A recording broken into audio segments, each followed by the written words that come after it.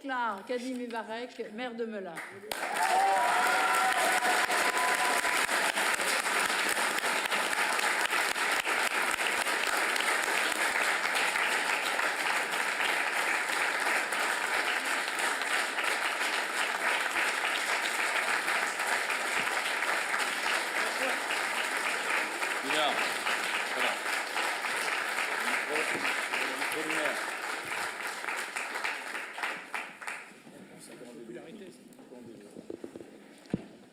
Évidemment, je suis ému, mais je vais essayer de faire face. Merci à tous de vos chaleureux applaudissements. Monsieur le sénateur, cher Louis, Madame la députée, chère Aude, Madame la sénatrice honoraire, chère Colette, chers membres du conseil municipal, Mesdames et Messieurs les maires de la communauté d'agglomération Melun Val de Seine, certains sont présents, Mesdames et Messieurs les anciens élus de Melun, je salue en particulier Gérard Millet, ancien maire de Melun, ainsi que d'autres élus avec lesquels j'ai eu l'occasion de travailler, Charles, Denis, Gérard, que j'ai cité, Gérard Pilet, pardon, Jocelyne, Jean-Pierre, Patricia, merci à tous d'être présents.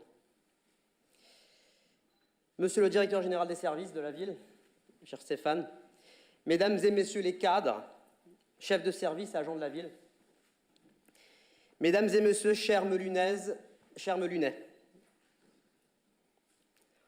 en m'élisant aujourd'hui, maire de notre ville, ce sont des héritages que vous honorez de votre confiance. Un héritage familial tout d'abord.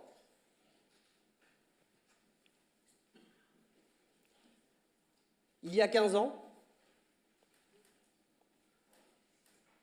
mon père se tenait là, en face, les yeux embrumés, observant ce rite républicain que nous venons d'observer, celui de l'écharpe tricolore que l'on remettait à son fils devenu adjoint au maire. Où qu'il soit, peut-être observe-t-il ce conseil municipal qui vient de faire de son fils l'édile de Melun. Il y a 15 ans, il était déjà incrédule. Je pense à lui aujourd'hui. Venu du nord-ouest de l'Algérie, près de Tlemcen, il fait d'abord des allers-retours entre les deux rives de la Méditerranée. Il était ouvrier, à un moment où débutent les premiers événements de ce qui, bien des années plus tard, allait être qualifié de guerre d'Algérie. Ne sachant ni lire ni écrire, il passe d'abord sa vie à travailler pour les chemins de fer, puis dans les usines. Il participera, comme tant d'autres, à la reconstruction de notre pays meurtri par la guerre. Rapatrié en 1962, comme tant d'autres également qui souffrirent du déracinement, il s'installe dans une cité d'urgence, à quelques encablures d'ici, au niveau de l'actuel parc Créma. Puis, dans le quartier Marché-Marais, comme nous l'appelions à l'époque, avant qu'un père de l'Europe, Robert Schuman, ne vienne s'en mêler. L'intégration n'a pas été simple à l'époque. En 1971, après le décès de sa première femme, qui lui donnera une famille nombreuse, mes frères et sœurs que je salue ce soir, qui sont présents. Il épouse ma mère, également présente ce soir. Elle élèvera ses enfants, ses premiers enfants, touchés par le malheur, et fera naître 2 filles et 2 garçons, dont moi-même en 1975. Elle non plus ne savait ni lire ni écrire, ce qui ne l'empêchera jamais, avec mon père, d'élever admirablement leurs enfants. L'éducation était stricte et juste. Elle repose sur une valeur centrale, le respect des autres, le respect des institutions également. Mon père avait cette autorité naturelle qui lui évitait toutes ces vérités inutiles. En 1980, nous quittons Marché-Marais Schumann, pour nous installer rue des Castors, pas très loin du quartier Montaigu. Enfants, nous allons au Capucin, en primaire, puis au collège. Avec ma sœur aînée, mon petit frère, présent également. Sur le chemin de l'école, nous nous tenions la main et ne manquons jamais de saluer les voisins. Certains sont toujours là. Je les salue très tendrement. Je pense en particulier à monsieur et madame Bouston, à monsieur et madame L'Hôtelier et à madame Briard. La politesse s'imposait à nous. Elle était naturelle, puisqu'elle était le ciment du respect que l'on doit à l'autre. En quatrième, je me rappelle dire à tous, plus tard, je serai avocat d'affaires, ne sachant qu'approximativement ce que cela signifiait. Mais un grand cousin que j'admirais tant l'était. Alors j'ai beaucoup travaillé. Tous les samedis, je me rendais à la bibliothèque municipale de Melun, bien avant la création de l'Astrolabe. Pour ceux qui s'en souviennent, elle se situait dans l'actuel musée d'art et d'histoire de la ville, rue des Francs-Muriers. Studieux, besogneux même, je dois beaucoup à mes professeurs. En seconde, j'ai rencontré Madame Henry, Madame Lasserre, qui étaient respectivement mes professeurs de français et d'économie au lycée Léonard de Vinci. Elles m'ont porté, transporté, donné confiance. Pour elles, je devais toujours en faire plus. Ces hussards de la République qui, en ces temps troubles, mettent leur vie en danger et que nous devons protéger, m'ont donné une confiance dans notre République. Pour devenir avocat, il faut faire des études de droit. Je rejoins alors l'université d'Assas, d'abord à Melun, où j'obtiens un DUG, puis à Paris pour la licence, avant un DESS en droit européen des affaires dirigé par le professeur Vogel. J'y reviendrai. Étudiant parisien, ma ville me manque. Je préfère rentrer à Melun tous les soirs plutôt que de rester dans ma chambre de bonne du 14e arrondissement. Puis, devenu avocat, j'intègre un prestigieux cabinet américain. Le premier qui me donnera ma chance, peu regardant qu'il était de ma modeste extraction. Aujourd'hui, je suis à la fois associé et président de mon cabinet d'avocat. Je salue d'ailleurs mes associés qui sont présents ce soir. J'exerce la profession depuis 23 ans. J'ai 48 ans. Mon épouse, Salima, professeure des écoles à Melun, une autre hussarde de la République, professeure dans le quartier de l'Allemont. Mes 3 enfants, Adam, Marwan et Naël, parachèvent la construction de l'homme que je suis, qui a rencontré sur sa route, de la maternelle à l'université, des femmes et des hommes qui ont su l'instruire, façonner son esprit critique, le guider et faire éclore en lui le goût de la res publica, la chose publique, qui fait que je suis devant vous ce soir. Vous raconter cela aujourd'hui n'est pas anodin. C'est un parcours de vie, pas mieux qu'un autre. Mais c'est celui d'un Melunais qui, croyant dans la liberté que nous offre notre pays, mais aussi dans la responsabilité individuelle, qui est son indispensable corollaire, a en conviction qu'il n'y a pas de fatalité. Jamais. À ce moment de mon discours, je souhaiterais revenir sur l'événement tragique que vous évoquiez, Madame Monville.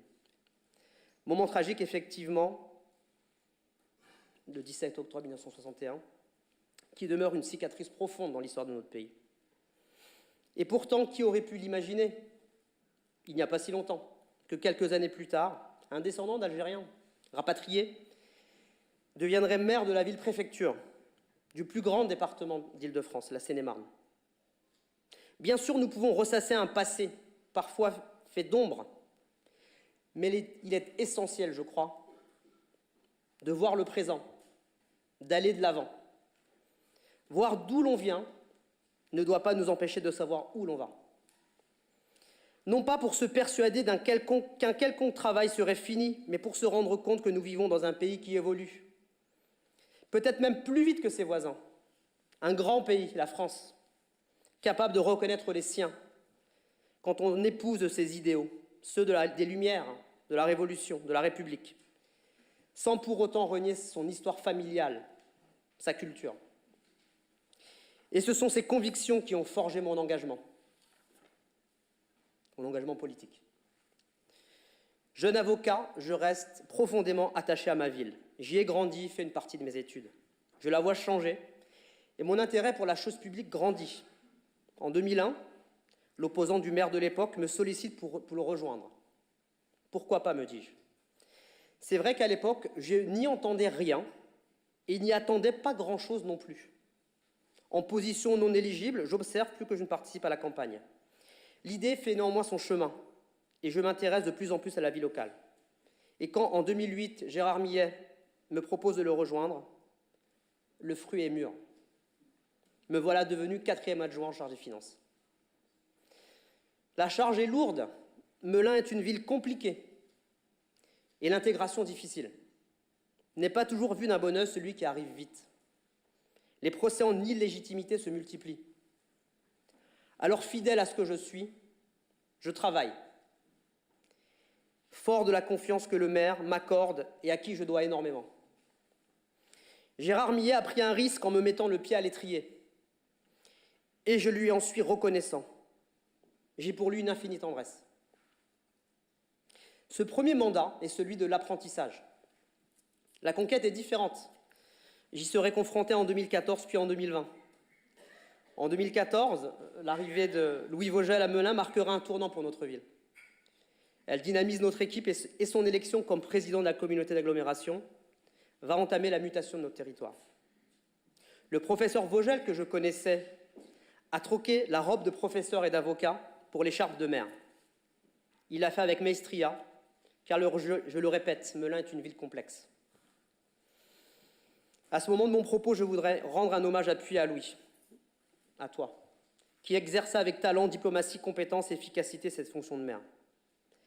Louis Vogel, c'est avant tout un grand professeur d'université, pédagogue, vulgarisateur du droit, qui aime le débat, la confrontation des idées, et qui n'a eu de cesse de faire éclore en chacune et chacun de ses étudiants cette part de singularité qui permet la réussite.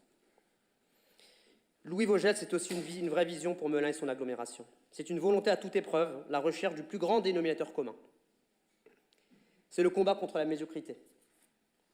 Oui, cher Louis, tu as incarné totalement la pensée du philosophe Jules Claretie, qui disait « Tout homme qui dirige, qui fait quelque chose, a contre lui ceux qui voudraient faire la même chose. Ceux qui, précisément, font le contraire. Et surtout, la grande armée des gens d'autant plus sévères qu'ils ne font rien du tout. Louis, pour ce que tu m'as appris, pour ta confiance, un immense merci. Ce fut un bonheur d'être ton premier adjoint. Ton élection au Sénat est une reconnaissance de toutes tes qualités et je sais que tu continueras à servir notre pays et notre territoire avec la même ferveur. Au mois de juin dernier, nous sommes entrés dans la seconde moitié de notre mandat, qui nous conduira jusqu'en 2026, date des prochaines élections municipales. Ainsi, je voudrais dire que le programme Melun pour vous, que les Melunais ont approuvé majoritairement en 2020, sera toujours le socle de notre réflexion et de notre action. Nous allons faire le point de ce qu'il nous reste à faire et prioriser nos réalisations, en tenant compte de l'impératif, de la transition écologique, de nos moyens financiers et des aspirations des Melunaises et des Melunais en matière de services publics. Je réunirai prochainement un séminaire des élus de la majorité pour réfléchir, débattre et décider ensemble de nos priorités jusqu'en 2026 et même au-delà. En effet, je n'entends pas être un maire de transition, mais un maire qui inscrit son projet dans la durée. Et pour ce faire, j'agirai avec humilité et lucidité.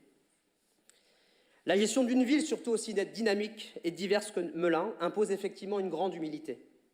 L'exercice du pouvoir est un défi constant, non seulement en raison de la complexité des enjeux auxquels nous sommes confrontés, mais aussi à cause des nombreuses interactions et des attentes souvent contradictoires de nos concitoyens. Ce travail est un marathon. Un projet initié aujourd'hui peut prendre des années à se concrétiser, traverser diverses étapes de planification, d'approbation et de mise en œuvre. Et même alors, les solutions simples et rapides sont rares, sinon inexistantes. Prétendre le contraire serait non seulement malhonnête, mais aussi dangereux. car cela pourrait créer des attentes irréalistes et semer la confusion. Cependant, cette complexité ne doit pas être une excuse pour l'opacité ou le manque de communication. Nous avons un devoir impérieux de transparence et de pédagogie. Ce devoir doit s'incarner dans le dialogue constant et ouvert avec tous les acteurs de notre cité. Ces citoyens, ces associations, ces entreprises, ces institutions et bien sûr tous ces élus, majorité comme opposition, à condition qu'ils partagent avec nous le souhait d'améliorer la vie des Meulunaises et des Meulunais. En tant que maire de Melun, je serai toujours à vos côtés. J'accompagnerai les changements nécessaires et serai accessible et responsable devant vous. Si vous me demandez des comptes sur notre politique, je serai là pour vous expliquer pourquoi telle ou telle décision a été prise, en quoi elle est nécessaire, comment elle contribuera à l'amélioration de notre ville. Je vous demanderai d'être patient, car je sais que chaque changement entraîne son lot d'inconvénients et de mécontents.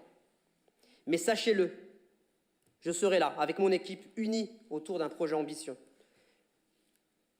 Renforcer la place de Melun comme capitale de notre département et comme métropole du Sud francilien.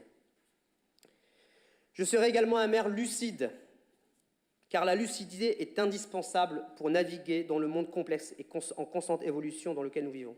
Melun n'est pas une ville isolée. Elle est touchée des bouleversements majeurs sur plusieurs plans. Économiquement, nous sommes confrontés effectivement à l'inflation, ça a été dit, et à une baisse importante du pouvoir d'achat qui affecte de nombreux ménages de notre ville. La situation financière d'une grande partie de nos concitoyens devient insupportable. Et il est de notre devoir de trouver des solutions viables pour alléger leur fardeau. L'exigence de solidarité guidera mon action. Melun n'a pas été épargné par les tensions sociales et les émeutes urbaines. Ces événements nous rappellent l'importance de maintenir un dialogue ouvert avec tous les membres de notre cité et de travailler à créer un environnement où chacun soit entendu et respecté. Je serais incomplet si je ne parlais pas à cet endroit de la forte aspiration des Meulunaises et des Meulunais à vivre dans une ville sûre. La sécurité est une exigence incontournable pour une ville dynamique, ouverte, solidaire, et cela guidera également mon action. Sur le plan environnemental, nous sommes confrontés à des défis majeurs. Les températures ne cessent d'augmenter, et avec elles les risques de dégradation brutale et irréversible de notre qualité de vie. Même si l'enjeu est évidemment planétaire, nous devons à notre niveau, tels des colibris, agir de manière proactive et plus forte pour atténuer ces risques et protéger notre environnement pour les générations futures. Dans ce contexte complexe, nous devons également composer avec d'autres acteurs, notamment l'État, qui n'ont pas toujours le même agenda que nous. Cela nécessite une diplomatie habile et une collaboration étroite avec toutes les parties prenantes pour aligner nos objectifs et maximiser notre impact. Dans ce maelstrom d'enjeux et de défis, notre équipe s'engage à guider la ville avec détermination et à faire tout ce qui est en notre pouvoir pour l'améliorer, conformément à nos engagements.